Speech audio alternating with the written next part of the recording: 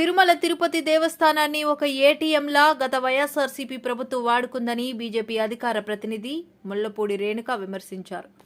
ఎంతో ప్రాముఖ్యత అయినటువంటి లడ్డూ ప్రసాదంలో నెయ్యి కూడా కల్తీ చేశారని, కానుకల్లో అవినీతి, తిరుమలకు వచ్చే పెద్దలను గౌరవిస్తూ ఇచ్చే సిల్క్ సాల్వాలకు బదులు పాలిస్టర్ సాల్వాలు ఇచ్చి అందులో కూడా మోసానికి పాల్పడ్డారన్నారు. గత ప్రభుత్వం తిరుమల ప్రతిష్టను దెబ్బతీస్తూ చేసిన ప్రతి మోసంపై ప్రభుత్వం ఎంక్వైరీ వేసి దోషులకు సరైన శిక్ష వేయాలని బీజేపీ డిమాండ్ చేస్తున్నట్లు ఆమె తెలియజేశారు.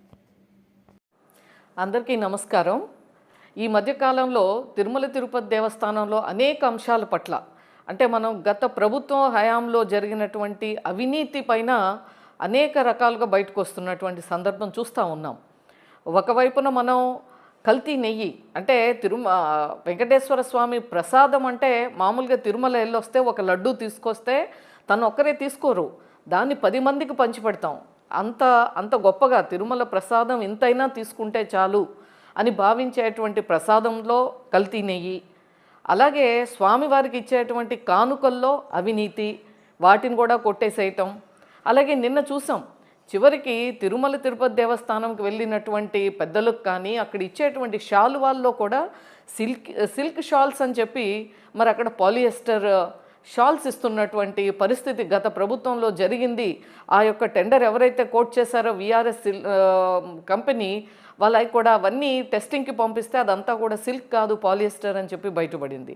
ఇది చాలా దురదృష్టకరం. ఎందుకంటే స్వామివారికి ఒక భక్తితో ఇచ్చేటువంటి ఈ కానుకలు వీటన్నిటిని కూడా విచ్చలవిడిగా అందరికీ కూడా ఇవాళ మరి చూస్తూ ఉన్నాం. గత ప్రభుత్వం నిద్రపోయిందా, లేదంటే టీటీడీని ఒక ఏటీఎంగా భావించి వాళ్ళు ఇష్టం వచ్చినట్లుగా టెండర్లు ఇచ్చేసి ప్రతి పర్చేజ్లోనూ కూడా అవినీతికి పాల్పడినటువంటి సందర్భం ఒక్కొక్కటి ఈవేళ బయటపడుతున్నటువంటి సందర్భం. కాబట్టి దీని మీద ప్రభుత్వం తప్పకుండా తక్షణమే తీవ్రమైనటువంటి చర్యలు తీసుకోవాలి. ఎవరైతే దీనికి కారణమయ్యారో దీని మీద పూర్తి ఎంక్వైరీ జరగాలి. ఏ విధంగా అయితే ఇప్పుడు కల్తీ నెయ్యి మీద జరిగింది, అలాగే పరకామన్ ఇష్యూలో జరిగింది, తప్పకుండా ప్రభుత్వం ఆ దిశగా వెళ్తుందనేటువంటి నమ్మకం భారతీయ జనతా పార్టీకి ఉంది. తప్పకుండా ఎవరైతే బాధ్యులు ఉన్నారో వారి మీద ఎంక్వైరీ చేయాలి, తగినటువంటి శిక్ష పడాలి. ఇదొక్కటే కాదు, మొత్తం కూడా గత ప్రభుత్వ హయాంలో జరిగినటువంటి ప్రతి పర్చేజ్, ప్రతి టెండర్ని కూడా రివ్యూ చేయవలసినటువంటి అవసరం ఉంది.